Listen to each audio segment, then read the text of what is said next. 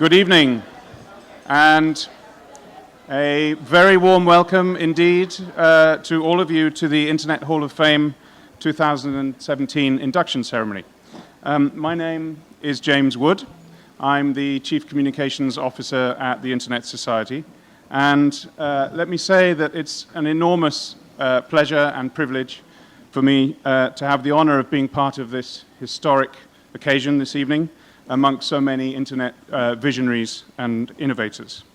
As someone who is neither an Internet pioneer nor, unfortunately, under 25 anymore, it's inspiring to be here in the presence of such great thinkers and achievers, people who have played such an important part in building and creating the Internet that we know today, and those people who are now grasping that opportunity and the opportunity it offers for the benefit of everyone around the world. And of course, it's thanks to the Internet that we're able to join together over time and distance to celebrate this very special occasion. So a warm welcome also to all of those watching online, as well as everyone here in Los Angeles.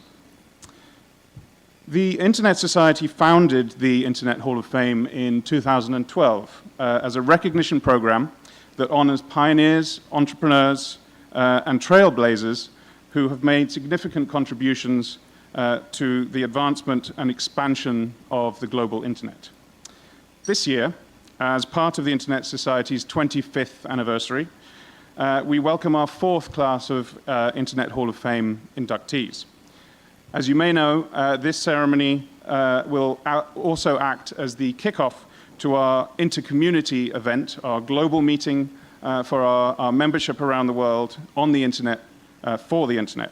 So at the conclusion of this ceremony, and in light also of the launch of our Global Internet Report earlier on today, we'll be passing the meeting on to our colleagues and friends in Tokyo for a discussion of the future of the Internet that will circle the globe overnight before coming back here to Los Angeles approximately 15 hours later.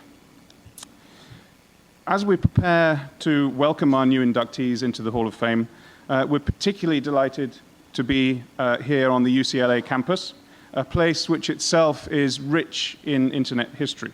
Some of you may have heard yesterday evening from Dr. Leonard Kleinrock that the campus holds significance as being the place from which the first message was sent over the ARPANET, the predecessor to today's Internet, almost 50 years ago.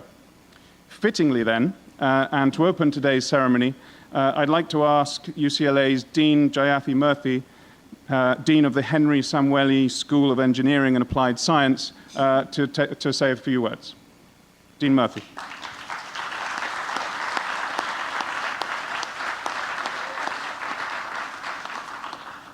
Thank you, James. Welcome, everybody, to UCLA and to this beautiful evening that we have here. I'm absolutely delighted to see you all here today. My name is Jayathi Murthy. I'm Dean of Engineering here at the Henry Samueli School of Engineering and Applied Science.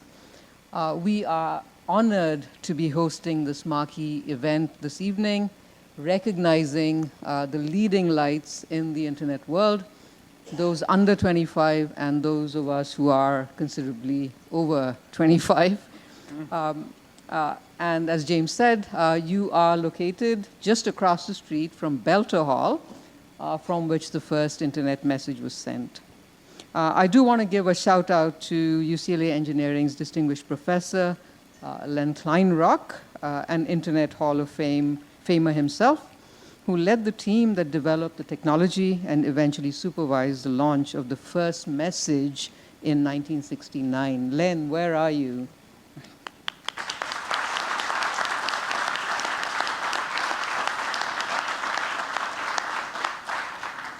Now, that team included other UCLA Internet Hall of Famers, Steve Crocker. I know Steve is here because I just talked to him not a few minutes ago.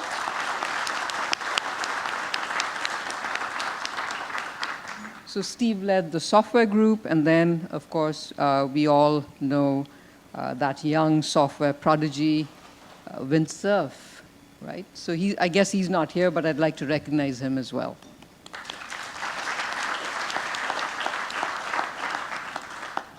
So thank you, Len, Steve, and Vint, for your groundbreaking work. You developed what we take so much for granted today, and you continue to do groundbreaking work to ensure the future of the internet for generations to come. I want also to thank the Internet Society and CEO Catherine Brown for all the work that you do.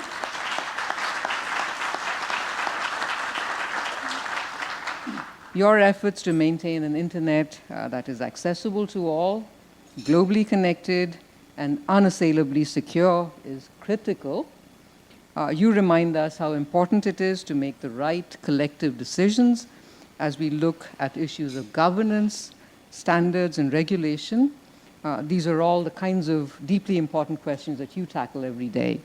So thank you, all of you, for the important work that you do.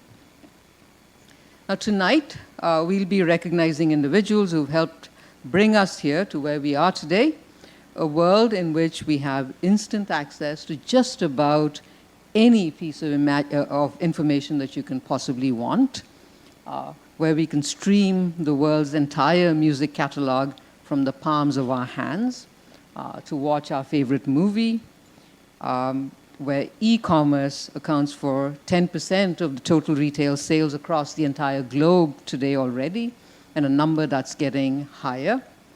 Now, next week, UCLA welcomes students back to campus to begin the fall 2017 quarter.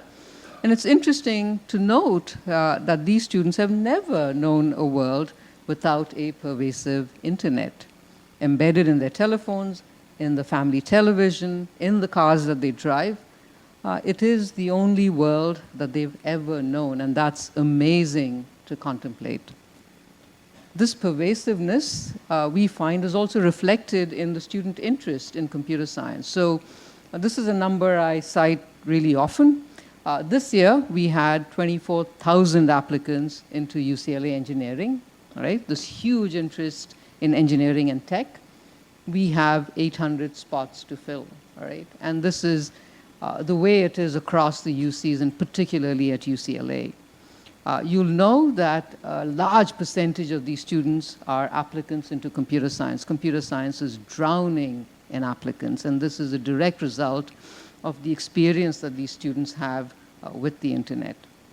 So the CS department here at UCLA had 9,500 applicants, 9,500 applicants today for approximately 200 spots, right? And so think of that. We are able currently to admit only about 2% of the people that apply to us. Right?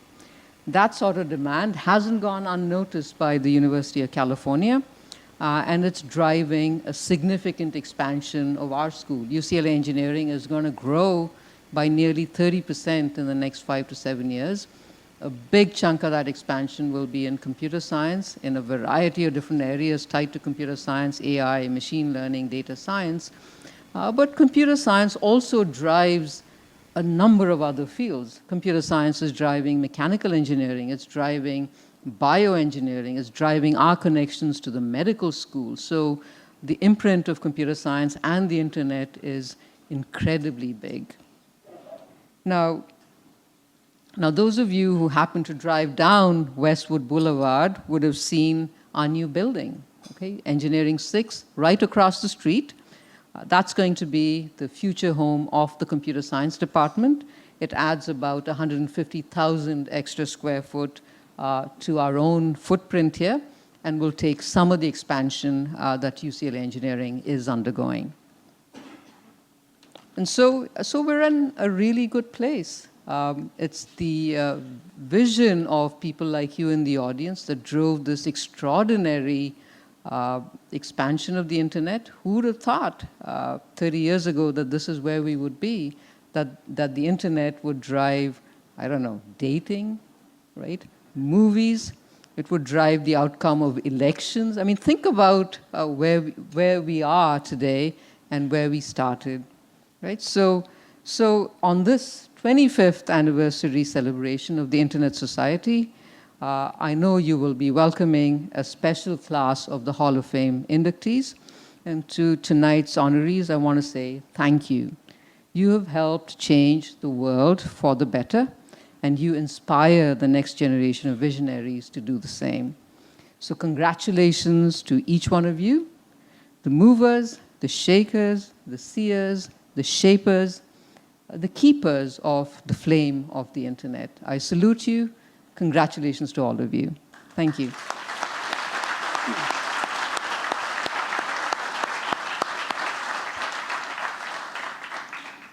Dean Murphy, thank you very much for your remarks. At this point, I'd like to take a moment just to acknowledge two groups of people who are here with us tonight. First of all, the Internet Society's own Board of Trustees. We're very pleased that all of our trustees could be with us here this evening for this important occasion, and you should see their names up on the slides in front of you now. Secondly, I'd also like to recognize the Internet Hall of Fame Advisory Board. This board is comprised of past inductees, and they play a very important role in guiding the long-term planning of the Internet Hall of Fame program and the selection of new inductees.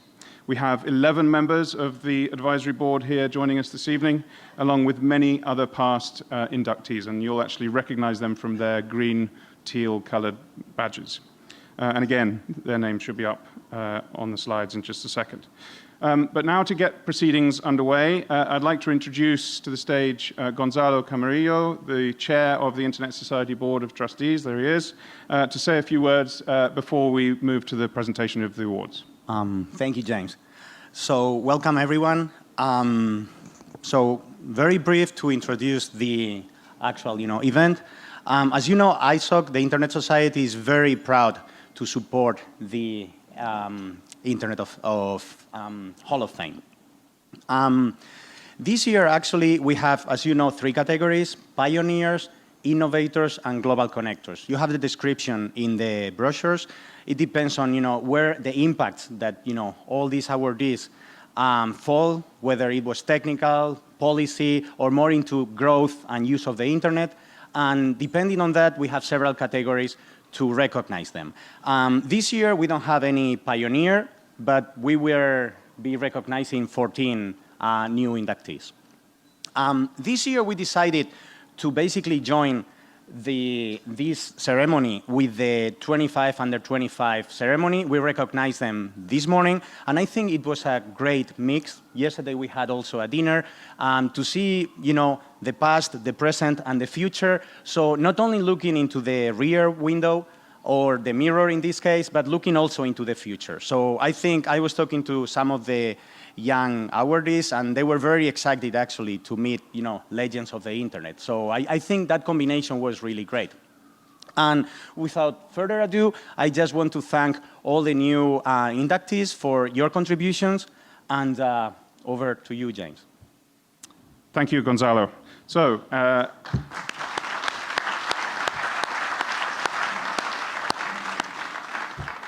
now on to the exciting part, the awards themselves.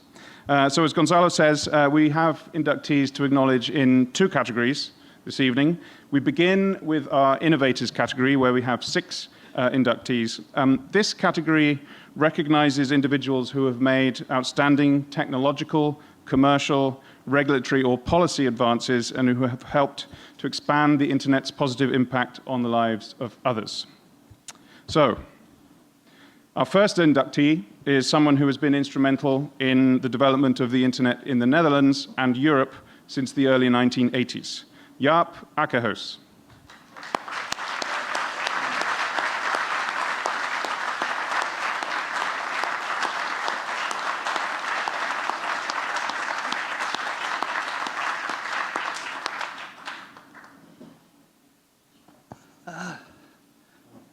It's kind of exciting to be here and being the first, but that's what you get when your name starts with an A, I guess. And I'm pretty happy with this being inducted in Hall of Fame. And I also take it not only for my own personal activities, but also for there are more people like me who not really well known and are doing a lot of work in the limelight, expanding the internet by just doing hard work and just having fun at the side. And so with that in mind, I want to thank ISOC for this honor. Thanks.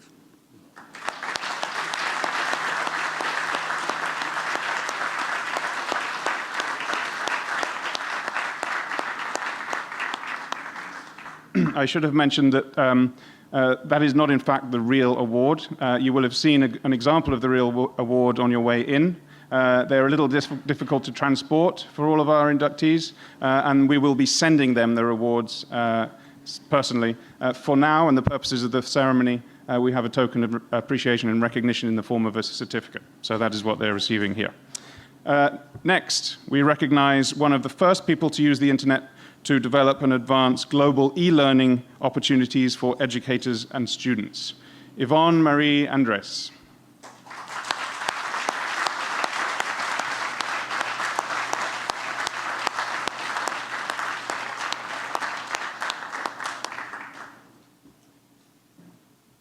Hi, everyone. So thank you to the Internet Society for this wonderful honor. I accept this recognition on behalf of all of my global collaborators, some of who are in the room tonight. I started my career as a teacher, working with very low-achieving students, many coming from troubled families with drug, gang, and prison connections. But I had a life-changing moment in 1984 that finally got my students excited about learning. Apple launched a program called Kids Can't Wait and gave every school in California a computer. Unfortunately, the computer did not come with software. That was when Al Rogers, another San Diego teacher, and I teamed up to create a free word processing program that we called Free Educational Writer, or FredWriter. Next came FredMail, which stood for Free Educational Electronic Mail. FredMail ran on an Apple IIe and used a store and forward protocol. That meant that students would write during class time, save their work on a floppy disk, and in the middle of the night, when no one was using the phone line at the school and costs were the cheapest, FredMail would forward their writing to the next location. It sometimes took several weeks to get from one place to the next. Everyone who heard about FredMail wanted to be part of the network, and it rapidly grew throughout the US and to other countries. There was an Aussie Fred, a New Guinea Fred, and I remember a colleague from Argentina who managed to get a Spanish version of Fred into his country by hiding the installation disk under his shirt.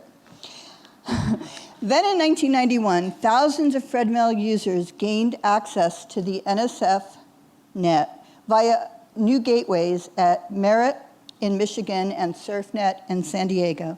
Thank you, Susan. Through the FredMail NSF gateway, educators worldwide were able to share classroom experiences and connect students with scientists, business leaders, and explorers.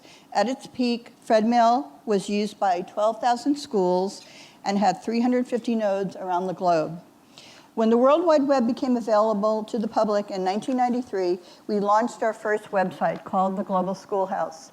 That was the year we teamed up with Cisco Systems, Network Solutions, and MCI to facilitate an international cyber fair, which is an online World's Fair where youth create virtual exhibits about their local community.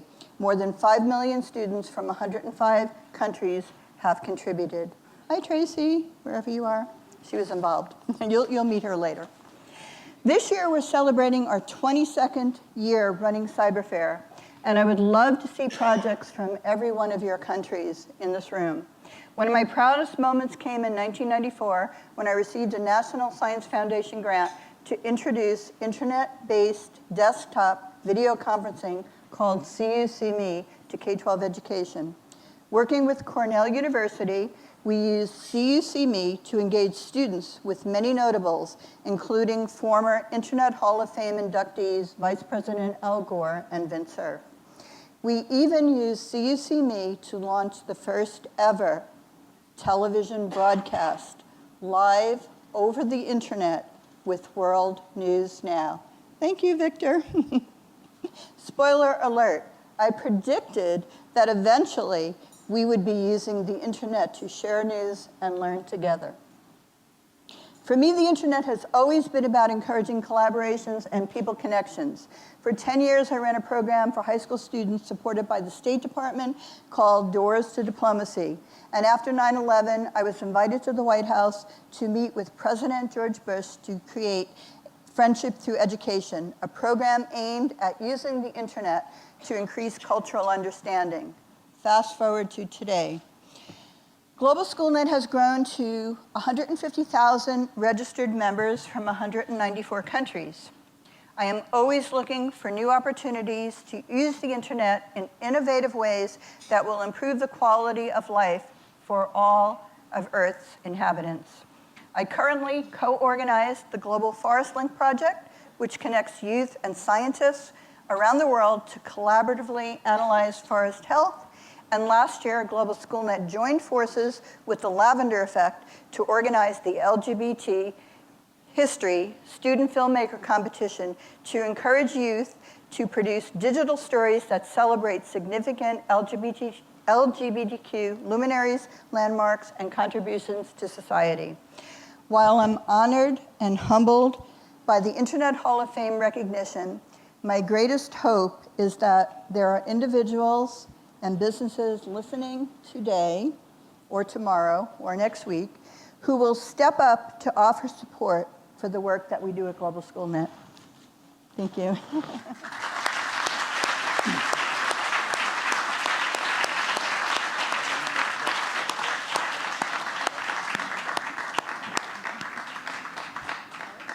Thank you, Yvonne. Now, we have this next person to thank for making things online easier to find.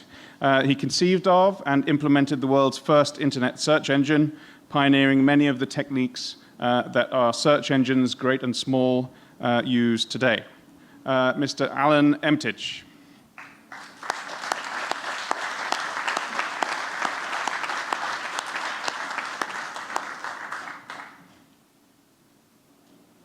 Thank you, everybody.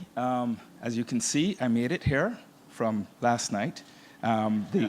We weren't diverted. I would like to thank the Internet Society. I am honored and humbled by this honor. I'm told by the Secretariat that I am the first Barbadian and the first person from the Caribbean to receive be an inductee into the Hall of Fame. So I'm proud of that.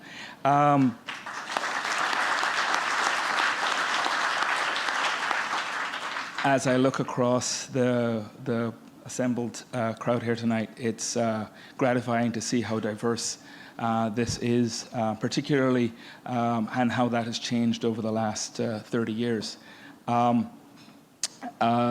I would like to, there are a couple of things I'd just like to say.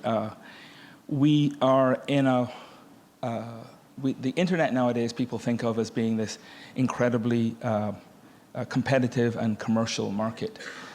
For those of us who worked on it 30 years ago, and for whom commercial activity was actually forbidden, this is quite a change. And while the spirit of altruism still continues to exist on the internet, much of the internet works on open source software, which is contributed freely by programmers and engineers across the world. That spirit of altruism started very early on, and it is, well, without blowing my own horn, the internet as we know it today wouldn't exist were it not for the fact that a lot of the organizations and individuals who worked on it back then freely allowed the fruit of their work to be distributed for free. So CERN in the World Wide Web released that software into the public domain. Brewster Kahle, that was Tim Berners-Lee, Brewster Kahle did a similar thing with Thinking Machines and Waves, Mark McCahill and Gopher. And ourselves, I'll read a little story here. I had a conversation with Vint Cerf probably 30 years ago, and he jokingly said to me, "Why don't you patent the techniques that you're using in Archie for the search engine?" And we thought about it. We thought about it long and hard, and we decided that to do so would sort of strangle the baby in the crib, that it would restrict the ability of people to use what we had learned and to expand on it.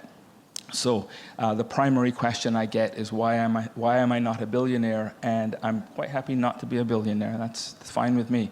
But it was done in the spirit of cooperation and realizing that while we were working on something that was big and was going to change the world, I don't think anybody back then really knew how much it was going to change and how profound a change it was going to be.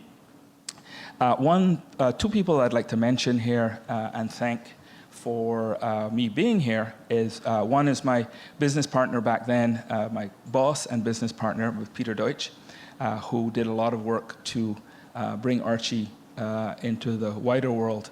And somebody else that a lot of the old timers here will remember and who was instrumental in what we call the user services layer of the internet. When I first got to the IETF back in 1991, it was a lot of engineers, and there wasn't a lot of attention paid to the users. And the person would be Joyce Reynolds. Joyce Reynolds, who is unfortunately no longer with us, worked hand in hand with John Postel and really nurtured the user services group in the IETF. And she has a huge hand in the internet that we know and love today. So I really would like to acknowledge her. So thank you. I'm most honored.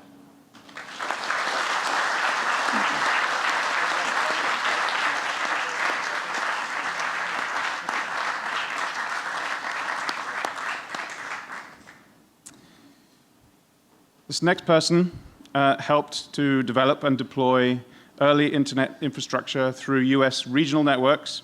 In addition, he also wrote one of the earliest non-technical internet guides in 1987. He is Edward Cole.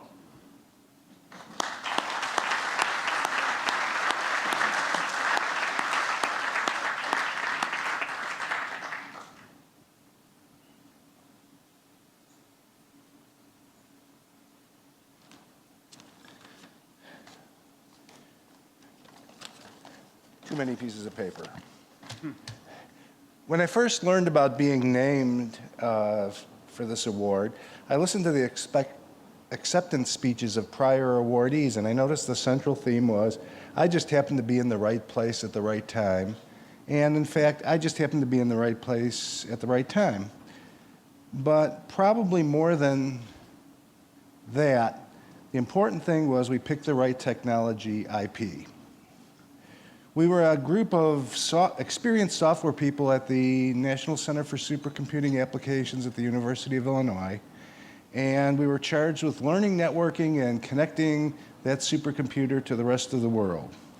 We picked IP because it was open, it worked, and had a participatory development path. We didn't know at the time that Dennis Jennings was looking for a group who was too naive to know it was hard to build a nationwide 56 kilobit network to connect the supercomputer centers together and then go on to tie them to the emerging research networks. He picked us to head the effort, and thanks to a lot of help from the centers, the regional networking staffs, and the networking research community, we built a network which survived for 18 months, and before its replacement T1 network came into production. Part of the original NSFNet grant was to facilitate the fledgling community in connecting to and using the internet.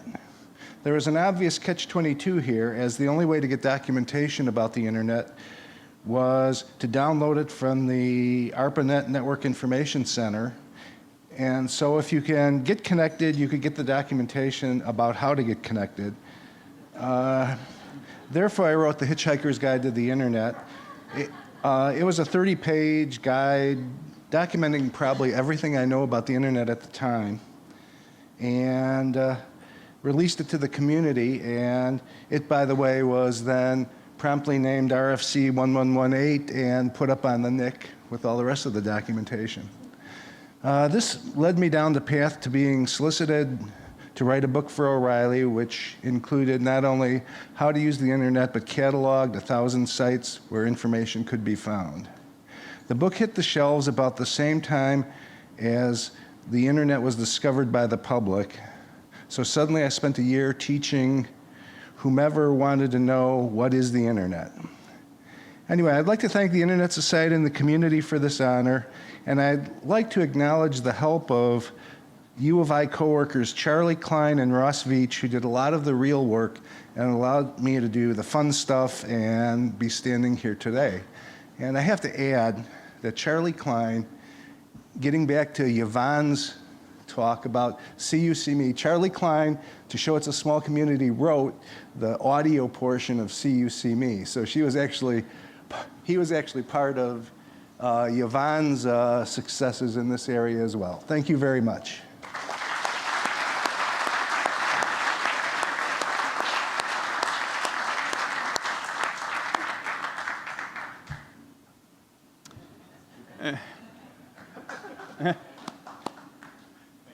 Edward Kroll. Now for someone who's written two of the first bestsellers about the internet. Some of you may have these on your library shelves at home. The Internet Companion in 1992 and The User's Directory of Computer Networks in 1988, now a historic record of the NSFNet. Tracy LeQuay Parker.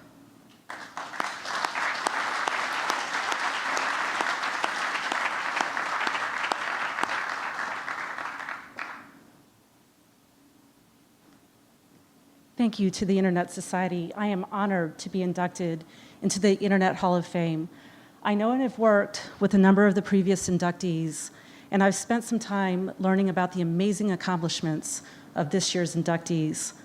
I'm incredibly proud and humble to be a part of this group. I often think back to my life before I started using the internet. Well, basically, I had a life, but once I sat down at a Sun workstation at the University of Texas in 1988, I was completely hooked, and I've been addicted ever since. I thought I was the luckiest person on the planet to have that job, because sending email to people all over the world was just about the coolest thing I had ever done. And I still think it's amazing, almost 30 years later. Did I envision what the internet was going to be when it grew up? Absolutely not. But I always felt deep down, well before the web was invented, that the internet was somehow going to be huge. That the internet was somehow going to be huge, and that it would have a profound effect on everyone's lives, and I wanted everybody to know about it. That's what drove me to promote it, to explain it, and to push for ways that it could be used by everyone, not just the researchers, computer scientists, and engineers. And I had so much fun. I traveled the world, I worked with many talented people, and I made a lot of friends, many of whom I'm still friends with today. The internet is successful because of collaboration, and I'm grateful that I was a part of this contingent. I owe a great debt of thanks to everyone who supported me. They gave me the freedom and encouragement to experiment and take risks. I'd like to thank a few of these people, but my list is by no means exhaustive. First, I have to credit my internet pushers, Stuart Vance and Bill Bard, who hired me at the University of Texas to create network information services for the UT campus, the Texas Higher Education Network, and the Texas Education Network. I want to acknowledge the support and inspiration during the time I worked on the User's Directory of Computer Networks and the Internet Companion from so many people, including John Quarterman, Laura Fillmore, Vince Cerf, Jeff Houston, Susan Estrada, and Kathy Aronson. And while I was at Cisco Systems, I benefited tremendously from the mentoring of Steve Wolf, Ed Kozel, Gary Kunis, John Morgridge, and Kate Muther. Finally, I want to thank my family, my parents, who happen to be here tonight, Al and Sherry LeQuay, my children, Harrison and Henry, and my husband, Patrick Parker, who is also here. Patrick played a key role behind the scenes, and without his support, I could not have accomplished what I did. In closing, I have always admired the Internet's open structure, which provides the opportunity for every participant to be a peer and has allowed the Internet to continue to evolve. The Internet Implementer's Creed, defined by the great John Postel in RFC 793, has been a guiding rule in protocol design and states, be conservative in what you do, be liberal in what you expect from others. I think this continues to be wonderful advice for both the Internet and for life in general. Thank you again.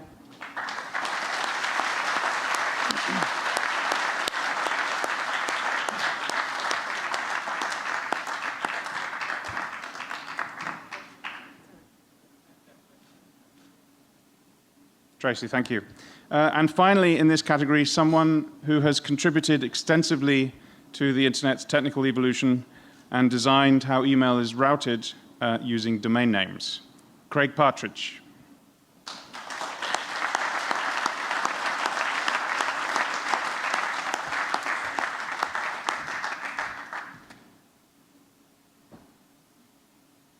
So thank you. If you talk with people who worry about the evolution of technology, one of the things they often comment about is that in many cases, the future is quite clear. You can see it coming, but you don't know how far away it is. Okay? Sometimes it's quite far away. If some of you have read the early works of Alan Turing, you can see that some of the things we're struggling with in AI today are things that Alan Turing anticipated 40 or more years ago. On the other hand, you also run into situations like the internet in the 1980s. In that case, we could see the future, and it was a series of trains barreling at us at full speed. At the same time, the internet community was extremely small at that time, and so basically anybody who had the ability to spell IP and was eager to actually help out was drafted to fix things. And that's how I got into this game early on. And in particular, my first step was to discover that the proposed way for routing email using domain names had a bug in it. So I wrote up the bug. I wrote up a solution to it, which I will tell you right now was exceptionally ugly. And I sent it to John Postel. And John sent me back a note saying, why does this look so ghastly? And I explained to him it was the only way, given the way the DNS had been structured, to fix things, unless we made some small changes to the DNS. And he said, well, let's make those changes, because this is terrible. And he said, and since you were smart enough to find the bug, you're the one who gets to fix it. Okay. And then he was kind enough at least to give me some help, and he rounded up a few other people to advise me in the process. And so that's how I ended up dealing with being the guy who invented how email is routed. I found the bug and was the stuck-e because there wasn't anybody else. So this is consistent with Ed Kroll's description of the state of the world in the 1980s and early 1990s. That said, I do have a number of people to thank for that and for the later work that I did on high-performance routers and encryption devices. So I want to name a few people. Related to email, first of all, is John, who had the confidence to tell somebody who was under 25 at the time that he should be in charge of designing how email was routed. He was very gracious about it, and he stepped in periodically when he thought the committee was getting a little overeager about advising. I also want to thank Vince Cerf, who played a critical role in helping me learn how to lead technical projects in the years immediately following. Working with Vint is a delight. If anybody gets a chance to work with Vint on a project, do it. Beyond that, Larry Landweber, who is here and who taught me the benefit of reaching out internationally at the time when the international internet community was small but extremely passionate. Dick Edmiston, my boss at the time, encouraged me to take on the risks, and Dave Crocker, who was always liberal with his advice, and it was usually sound. For those of you who know Dave, this will sound very familiar. After the email routing, I went on, as I said, to work on high-performance routers and encryption devices, and that in itself was also an extremely exciting experience.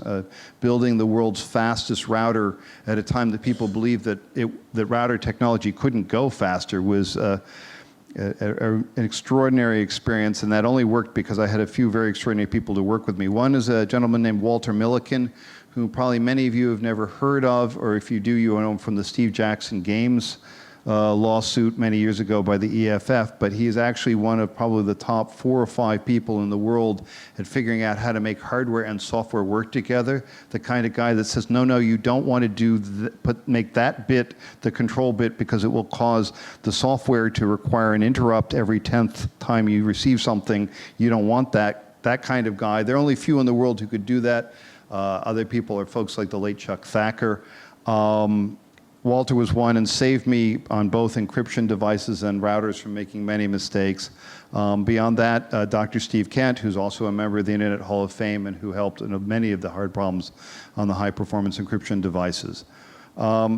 More generally, it has been a great privilege to work at BBN. BBN turned on the ARPANET in 1969, and it has retained a long tradition of extremely high-quality networking people, so you can stroll down the hall anytime with a challenge and find someone who's happy to give you an opinion, usually a very good one, about how to make your work better. And I want to thank, obviously, my family, my parents, my sister, and my son for their support, particularly since it means I'm usually not around. I'm on a plane somewhere to work with other people related to the internet. And I want to thank the ISOC for this tremendous honor. So thank you very much.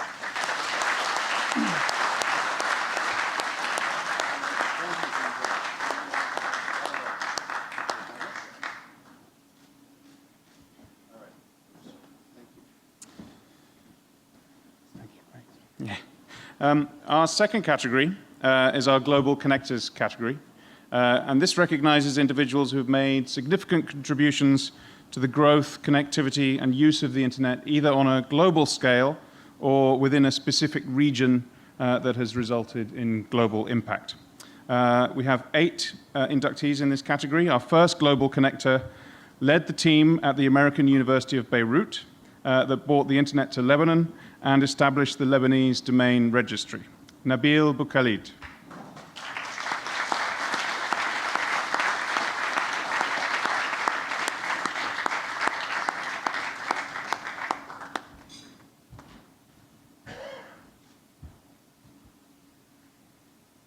Thank you. Ed said that many of the inductees were at the right place. I was at the wrong place at the wrong time. I was in Beirut in 1998, a war-ridden city, where a ravaging civil war was bringing destruction and killings and damage to the assets. And I was a biomedical engineer, hiding myself actually in the hospital, living in there, practically living in there. And to isolate myself from the craziness outside, I was playing with computers and local area networks. And I mean, despite all odds, with a group of friends at the university, we were looking into solutions to break the isolation of IUB from the academic environment in the US. So we started to look into connectivity. Being enthusiastic about that, I somehow find myself leading the team into an enterprise that seems to be quite impossible, I mean, a far-fetched dream.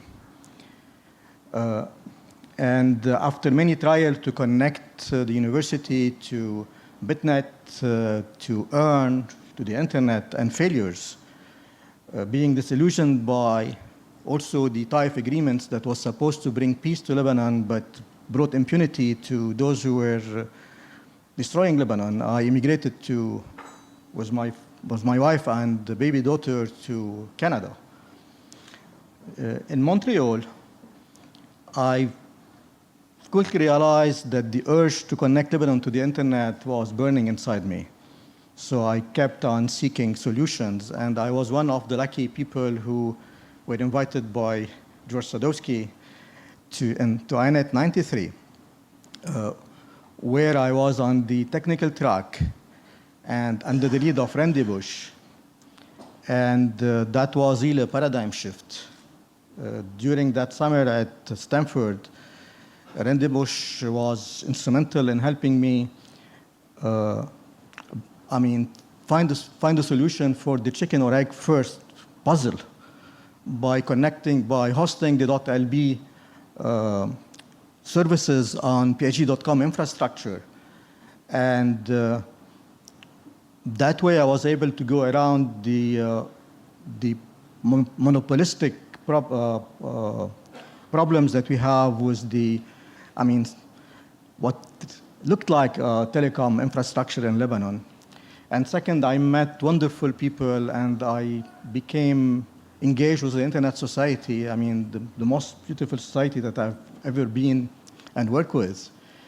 And that opened really the horizons and permitted me to develop and copy that society in Lebanon and create a large group of members. We have 650 members in the Internet Society in Lebanon, which is, I believe, quite large as a group. And we created an environment that is, for many, they believe it is an evasive environment because still the government is a monopoly. And while you manage everything based on a multi-stakeholder, bottom-up structure, offering most of our services pro bono to the community. And by the way, we're evading the regulations and the established monopolies. They don't know what to do with us. We are people offering pro bono services, and somehow they don't know how to treat us. And we established some sort of strong roots because we have a very large community. It became influential. And really, that's my story. I would like to thank the Internet Society. I'm humbled and honored to join the list of inductees that I have always admired and respected. I would like to thank those who nominated me and supported my nomination. I would also like to a special thank to my family, to the American University of Beirut, to my team at CNS, to ISAC Lebanon founding members and Link founding members. Thank you.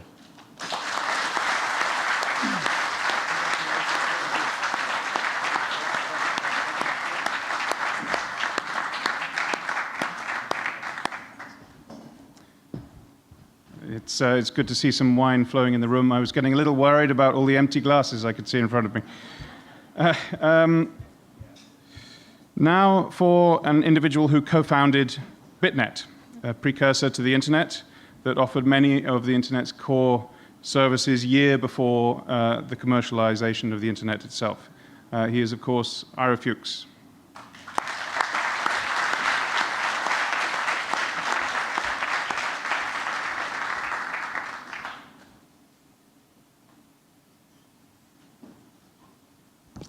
Thank you very much.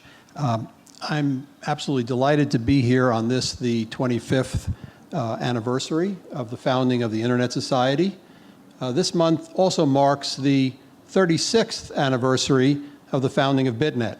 So thank you to the Internet Society for remembering a bit of Internet history that might otherwise be overlooked. Heretofore, the most notable recognition given to BitNet was when the Oxford English Dictionary, the OED, decided that BitNet was a word and added it to the dictionary. People have asked me, why did you create BitNet? Well, the truthful answer is I was envious of ARPANET users. They had access to the most exciting technology at the time. But ARPANET, as you know, was only available to a relatively small group of developers and researchers, and we didn't know if it would ever be made available to others.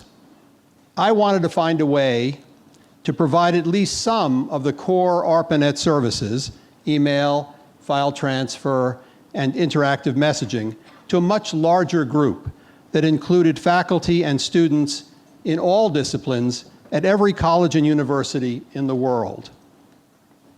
I needed a path, though, that didn't require a lot of technology, new technology, to be developed. And I decided to seek, and decided not to seek government support. So I modeled the network after VNet, IBM's then corporate network, that was the largest global network in the world at the time. They had over 1,200 nodes throughout the planet.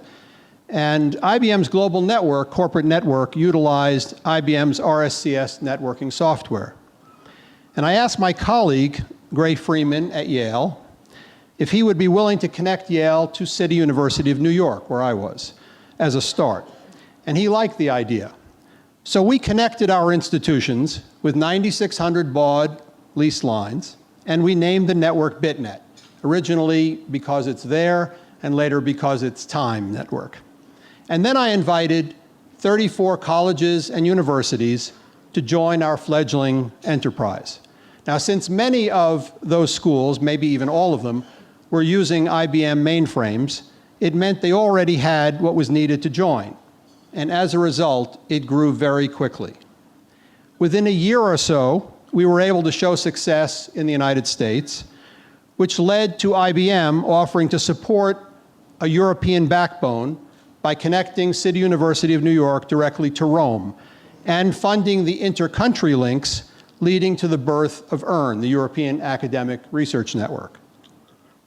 With IBM's help and the work of many people in the countries served, we were able to connect scholars in most of Western Europe, Japan, Taiwan, Israel, South America, and we were the first to connect Russia. And at its peak, BitNet had 49 countries connected. BitNet had other firsts. BitNet had the first extensive and highly successful listserv service. Unfortunately, BitNet also had the first widely disruptive worm, the Christmas tree exec, which was launched by a German student in 1987, and which managed within a very short period, minutes, to bring down all of BitNet, EARN, and the IBM corporate network. BitNet's main legacy was that it gave schools, I think, the initial motivation to wire their campuses and begin using electronic communication to share research and ideas with their colleagues throughout the world. And it created, I think, a set of expectations regarding openness and accessibility that continue to this day. In effect, BitNet ended up being an almost decade-long warm-up act for the Internet, a fact that would probably be forgotten were it not for the Internet Society. So thank you very much.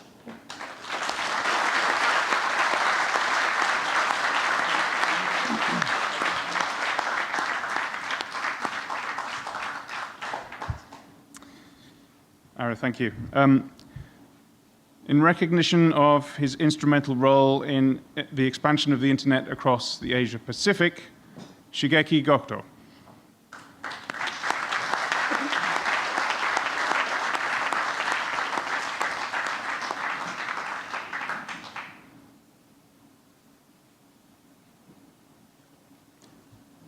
Thank you for introduction.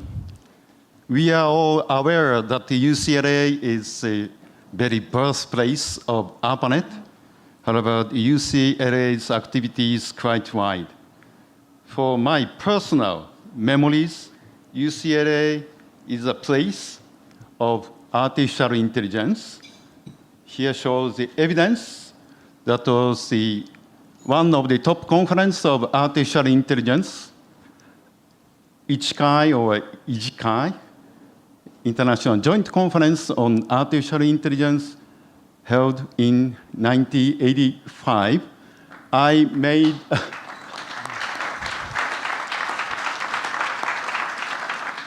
made a presentation at ICHICAI, which I will not explain it because it needs 15 minutes.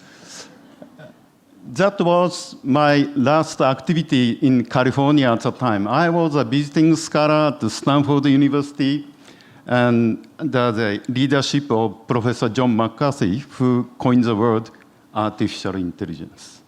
And then I realized the real power of the ARPANET during my stay at Stanford University. And I returned from Los Angeles to Tokyo and back to my home institute, NTT Laboratories. NTT is a Japanese telephone company. Then I had a good news and bad news. Good news is my colleagues are eager to deploy IP network in Japan to facilitate joint international project. So then I simply follow the Stanford way, just purchase Cisco product as a first Cisco product user in Japan and ask SRI NIC to allocate global IP address, which is not connected in 1985. However, my friend Ken Murakami, using a modified version of iOS with the help from Cisco founder Len Bozak, who was a research associate at Stanford at the time. So then, other friends are quite eager to realize a multilingual realization of the internet, and they come up with the modified Mosaic browser with a server, which is very hard to read, but it's 1993, just before the boom of the web, World Wide Web, and made by my friend Hitoaki, Toshihiro, and Susumu. They achieved their goal just before the boom of the World Wide Web. That's good. And then my friend Yasuki Saito negotiated with NSF and the DoD to make the IP network official. The Ken Murakami modified iOS, realized, and NTT and BBM. That's the very first IP packet between Japan and the US in summer 1988. So these are all good news, and we have a friend in Korea and China. We work all together to multilingual browsers and the servers, and that come to the international domain names right now. These are good news. Bad news was my dream in artificial intelligence, which I described in my paper at Ichikai at UCLA, was proved to be infeasible theoretically. Very sad story for me as a computer scientist. So then there are many supporters for IP network, and I have zero dream in artificial intelligence. I had to switch my primary research area from artificial intelligence to computer network. That's my personal story. So I learned a lesson. It's acceptable to give up one dream. Still, there should be something for us to contribute to human society. In my life, that was the internet. Thank you very much for inducting me to the Internet Hall of Fame. It's a greatest honor to me and my friends. Thank you very much.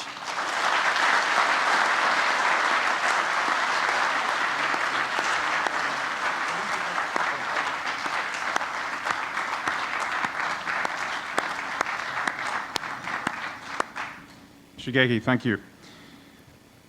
This next person built some of the earliest networks to connect the non-profit sector and played a key role in establishing network connectivity for developing countries. He is Mike Jensen. Unfortunately, Mike wasn't able to be here with us this evening to accept his award, but he has sent a video which I believe we can play now.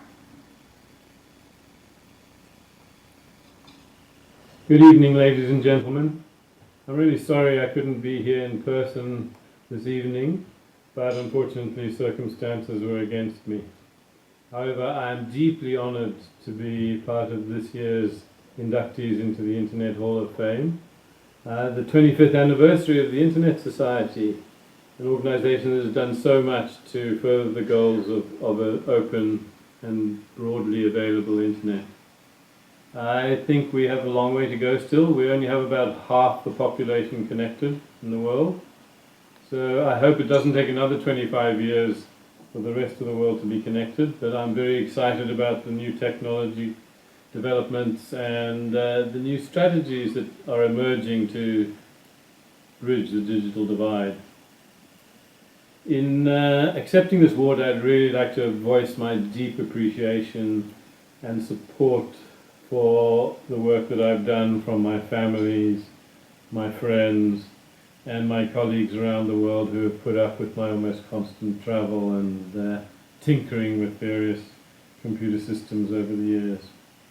So please accept my humble gratitude for this award, and I look forward to continuing with our efforts to extend the internet to everyone on the planet. I thank you.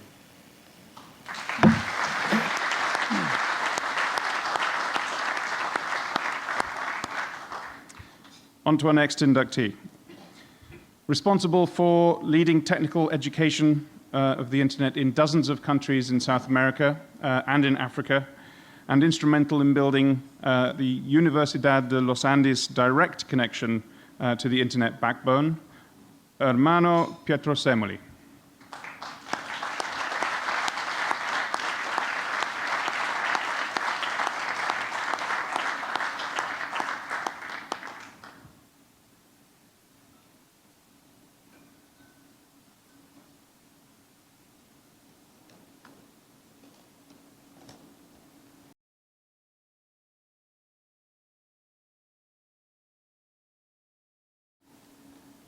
Good evening. Indeed, not only for undertaken by of which I am the president. My gratitude to the International Center for Theoretical Physics, which in 1990 held the first networking school that was the inspiration for the creation of SLARED, and for the continuous support offered ever since to our institution. The Latin American and Caribbean Registry, LACNIC, has been a pillar of SLARED since its creation, in which, not by coincidence, participated many SLARED instructors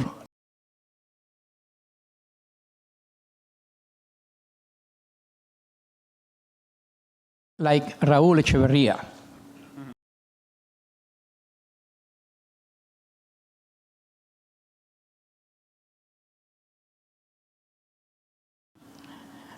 My donated their organization that has supported not only their training activities, but also the deployment of wireless networks in many countries, is the Network Startup Resource Center, NSRC, led by Steve Hutter.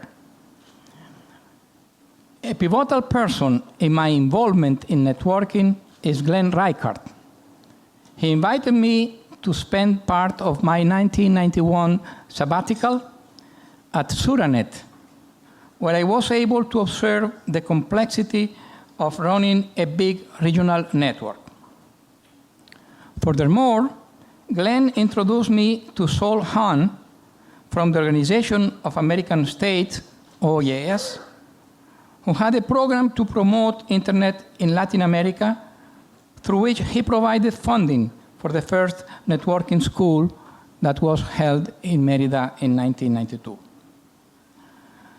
OAS had also donated a VSAT station to Venezuela. Years later, I was able to rescue that station and use it to connect our university directly to the National Science Foundation backbone in Homestead, Florida. Ben Siegel from CERN was one of the instructors of the ICTP networking school who accepted to participate in our training initiative in Mérida, and he later suggested that we should seek ISOC support to conduct further workshops in Spanish in other countries of the region. My thanks to the Association for Progressive Communication, APC, and to the International Development Research Center, IDRC, from Canada, for its support to develop training materials and conduct long-distance Wi-Fi experiments. So I really want to thank all the people, and some of them which are in this room. And I would also like to mention Peter Deutsch, that was one of the early instructors of SLARED, and who also worked in the development of Archie that was mentioned before. And George Sadowski, who was one of the earlier supporters of our activity, and Lynn Sanamur, and many other people around here that I don't have the time to recognize all of them, but thank you very much.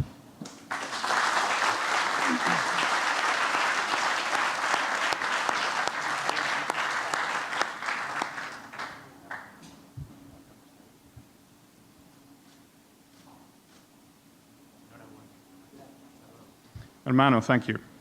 And now, an individual who played a pivotal role in planning the deployment of the internet in Brazil and who founded and led Brazil's National Research Network, Tadao Takahashi.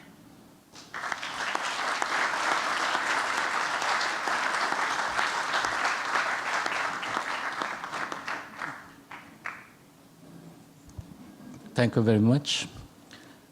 Thank you, Internet Society, for having me here. It's really a great honor. And I want to take the chance to thank many people who are not here and some people who are here. First, my sister Laura, who came all the way from Barcelona, where she lives. My brother-in-arms, Demi Getchko, you know him, he is around, and he came from São Paulo. My best friend and colleague, Claudine Oliveira, who is certainly watching the ceremony from Rio de Janeiro. And through Claudine and Demi, I wish to acknowledge the participation of hundreds of people. My idea is that it was more than 300 people for sure, whom I could recall individually and with whom I worked for 10 to 12 years deploying the Brazilian internet. On the other hand, I want to thank, in the person of Glenn Reichert, a whole region of people abroad, here in the US, Europe, and Japan, who helped the Brazilian Internet Initiative take off. And those people helped us in so many anonymous and generous ways. To name a few, let me cite Steve Goldstein, who's not here, Larry Landweber, who's here, Saul Hunt, who was mentioned by Pietro Semoli, Andrew McLaughlin, Daniel Karenberg, etc. Now, let me take the chance to make a few comments regarding the situation in Brazil when we started to deploy the internet and compare it with the situation today, 30 years later. 30 years ago, when we started to think about actively connecting the country to the then academic internet, which was taking off in the world, the situation in Brazil was pretty much as you see today on the news. Inflation rates pretty high, a totally discredited political party in power, a significant parcel of the population struggling to barely maintain animus operandi to the next day and so on. Even in that situation, we were able to get started and we were able to get the support of all those people I mentioned and I didn't mention, so that the Brazilian initiative for the internet took off with energy. And throughout the early 90s, the results started to show that the bet on the future was really the correct thing to do. Now, looking at Brazil again 30 years later, we see the very same situation. And the question is, what to do? The whole country has been waiting to see when and how recovery will begin, political, economic, and so on. Meanwhile, you see several initiatives related to ICTs and to internet in Brazil having been advanced by the government and by the private sector because life goes on and you cannot just sit there waiting for something to happen. And I would say that even the Brazilian government, and particularly the Secretariat for ICT policies in Brazil, they have been carrying their duties with competence under very difficult circumstances. So what to do? We have been watching this initiative with great sympathy, because in times of crisis, even those run-of-the-mill activities are important in order to prepare the country to restart functioning properly in better times, which we expect are going to come from next year on. On the other hand, since at least 2 years ago, my group has been participating in several discussions regarding what to do to help take ICTs and the internet in Brazil to a really strategic next level as a super-governmental initiative, not to depend too much on governments. in order to structure the basis for a strong, sustainable cycle of economic and social development, aiming at the year 2030 as the year where we're going to cross the watermark again, so to say. So the short stay at this ISOC event has been very important for me because it has allowed me to get updated on current issues and ideas. It has allowed me to renew old and always precious contacts. There are many people here who I have not seen for the last 20 years or so, so that I can really get re-energized and anxious to get back to Brazil. And a final comment is that I was watching the talks and ideas of those under 25s here, and it gets clear in my mind and in the mind of everybody, I think, as if it could be forgotten, which is impossible, why and how we have to face our troubled times with renewed confidence. It is that in any country, there are countless under 25s at this right moment looking for ways to contribute to the future of the country through ICT initiatives. So in each country and in each troubled time, it is time to rearticulate the future, to pass the baton on, and to rest assured that an eager and enthusiastic generation will take on. And that's basically what we are doing. Thank you again for the opportunity to be here. I'm really humbled and honored. Thank you.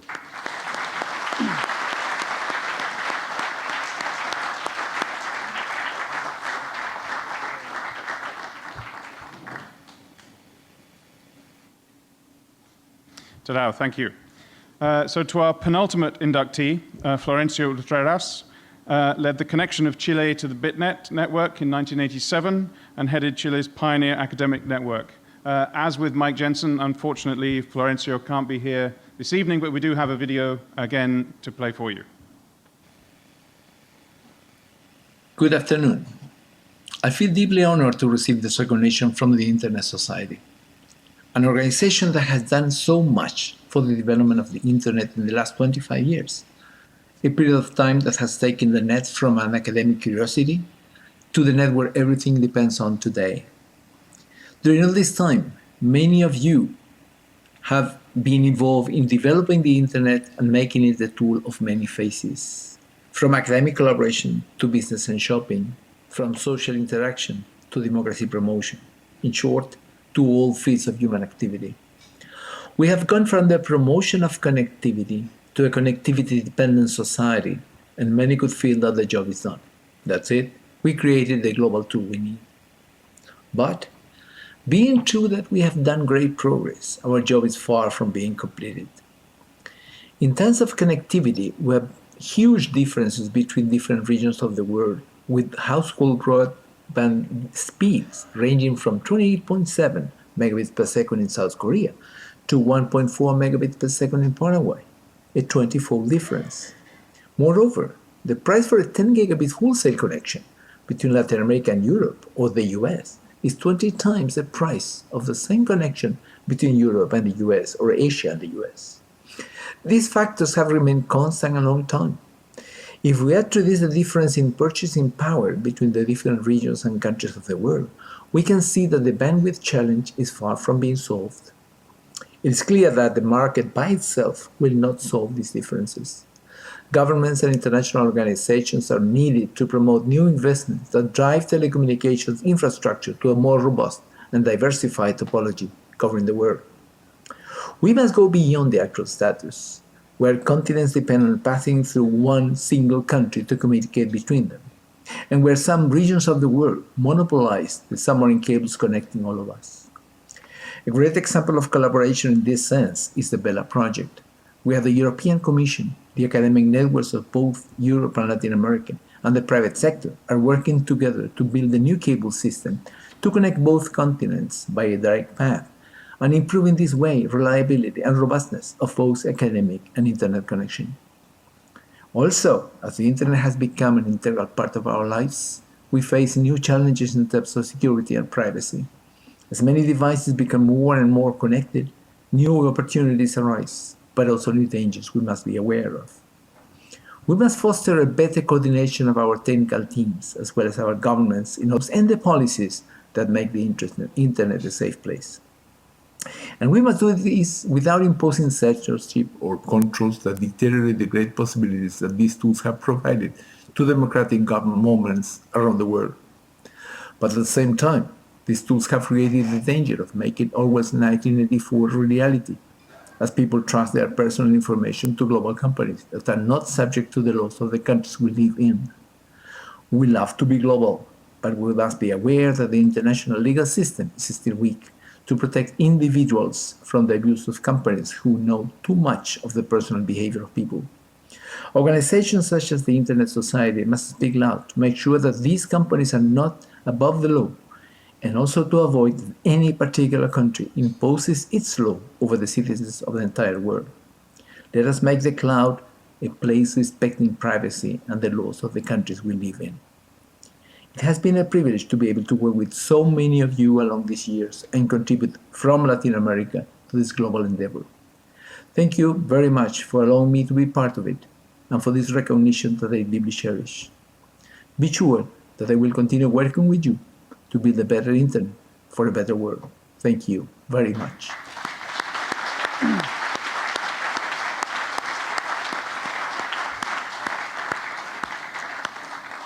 And finally, to our 14th inductee, a person who led the design, development, and evolution of CERNET, first internet backbone in China, helping it to become the largest national academic network. Jianping Wu.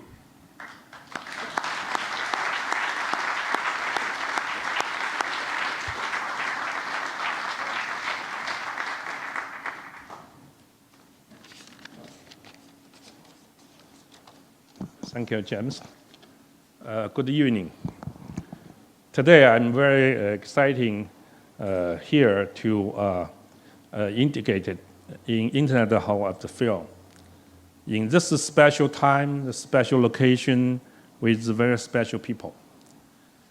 The Internet Society is 25 years old. USLA is one of the birthplace of the ARPANET, which is the predecessors of the Internet. And here's so many old and good friends here. First of all, I would like thank you to the nominees and the selection committee for their nomination and selection.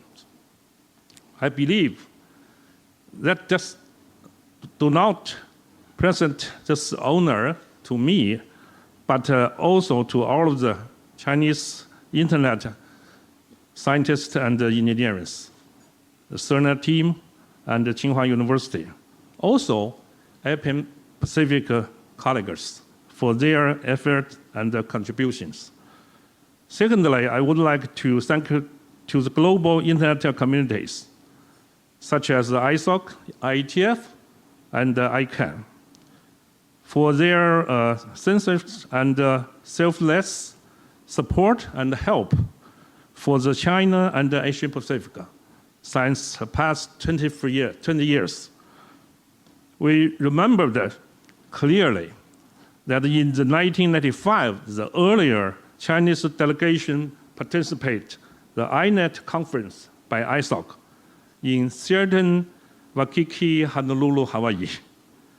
That time, we know a lot of Internet friends who gave us so many help and suggestions for the Internet development and deployment in China and the Asian Pacific. Since the first global connection, Internet connection in 1994 to China, there was more than 20 years Internet history in China. Today, China has become an Internet and their application power, especially in recent years under Chinese government to promote Internet Plus initiative plan. The Internet is deeply to integrate with various fields, many fields, to create many new Americas courses, such as no cash, no car payment, sharing bicycles and cars, online shopping, and so on. Many Chinese young people have played an important role in these innovation activities. The innovation is the Internet soul and life. Since the past 10 years, more and more Chinese Internet scientists and engineers participate in IETF meeting to learn the Internet technical innovation culture and involve the Internet technical development. So far, there are more than 8 RFCs by Chinese people as major authors. Within IETF 8,000 RFC. But before 2005, there are only 1 RFC by them. It's still small, but the progress is started. Finally, I would like to say that we always believe the Internet is international. One world, one Internet. As I mentioned, in 2010, when I got Pastel Awards, I hope that China cannot profit from Internet only, but also should make more contribution to the Internet, such as Internet technology, innovations, close collaboration with global Internet organizations such as ISOC. Hopefully, next time, 25 recognition and 25 included some Chinese young peoples. Thank you very much.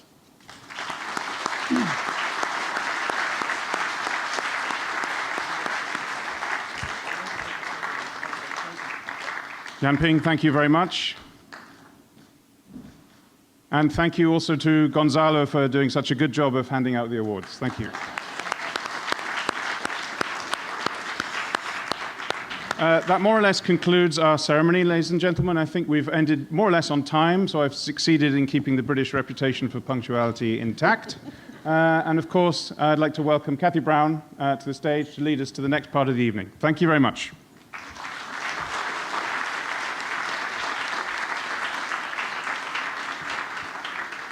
James, well done.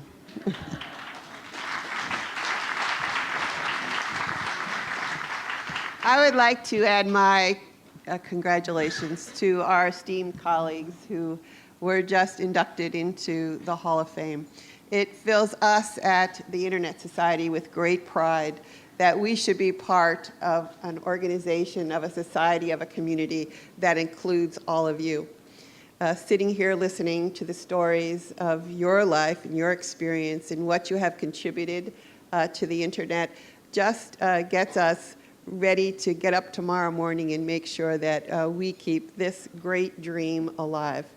As the young people inspired us to get our energy up, you have inspired us to make sure that we persevere. So again, I want to thank all of you and congratulate you.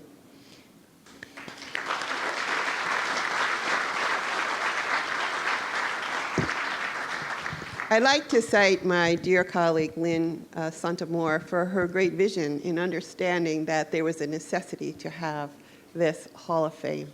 Imagine if we didn't have the ability to note your great accomplishments, to ensure that people remember that everything that is great starts with some small actions that are actually very big when you look back. So thank you, Lynn, for that great vision.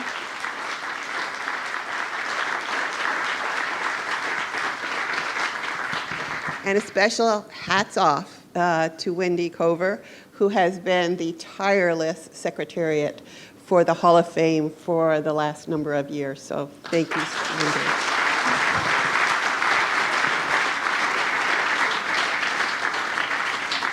So yes. We're here to celebrate the 25th anniversary, and this was a magnificent start to what is going to be a worldwide conversation that we're about to kick off.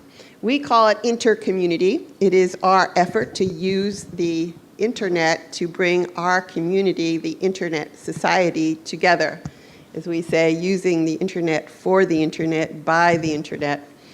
Here's a picture of what we're about to do that looks like it's got some extra numbers in it, but we'll deal with it. We have 15, I see what happened. We have 15 interactive nodes. We're going there next. And it's a fabulous, fabulous trip around the world. Tokyo, Brisbane, Singapore, Delhi. In fact, that's Mauritius.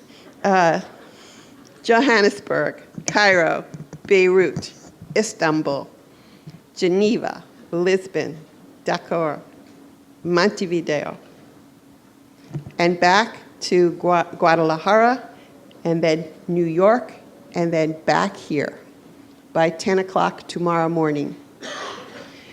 Almost 2,500 people have registered to be part of the next 20 hours. They are from all over the world. There are 56, we call them celebration nodes. Those are our chapters and our members who have gathered together to celebrate the 25th anniversary, who will be interacting with those other nodes, probably by text, because we're trying to keep the technology working well. And all of them together on, I think, 5 continents in the world will contribute to this, this celebration of 25 years of innovation, of caring about the internet, and committing to its success in the next 25. So earlier today, just to put a point on what we're going to be doing, we launched our Global Internet Report on the future of the internet. This will serve as the foundation for the conversations that are already going on, by the way, in many of these nodes. They've been together discussing, having roundtables today, and will do that through the next 20 hours. And then they will report out to us. You can join them. You can listen and you can learn. You can hear them. And tomorrow we will summarize what we hear from our community about where we go next, and have a roundtable here where we will discuss what all of this has brought to us. So I'd like to bring on Joyce Donier, who is sitting in Brussels, and that's our command center. There she is. Hi, Kathy. Hey, Joyce, you're there. It's our virtual MC team who will take our meeting around the world. Joyce, would you give the group here and everyone who's already online a preview of what to expect during the intercommunity sessions? Sure, thank you.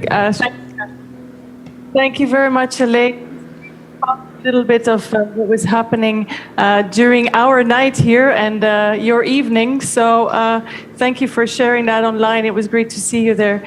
So the team here, are you ready for a trip around the world, as Kathy said? Yes, we are. Okay.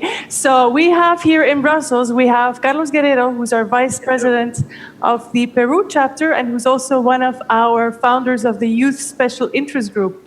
We have here with us as well Betel Hailu, who came all the way from Ethiopia, who is with our African bureau there. And not only that, but we have a team of visual translators, as we call them. They are ready and designing already, as you can see. So we have Dennis, we have Joachim, we have Jefta, and they will actually translate all the discussions that we will hear over the next, I think it's 16 hours, into something visual. And we'll hear more about that later. So we are here, as Kathy said, to talk about something that is of crucial importance to all of us, the future of the internet. And Actually, guys, I think we got to remember something here. We've got 25 years in the past. Our roots are in the history. We've got this great community behind us. I think we also got to have a little bit of a party too. No, Leah. So this is Leah. She's the in-person social media center. We've got this here. So Olivier, hit it.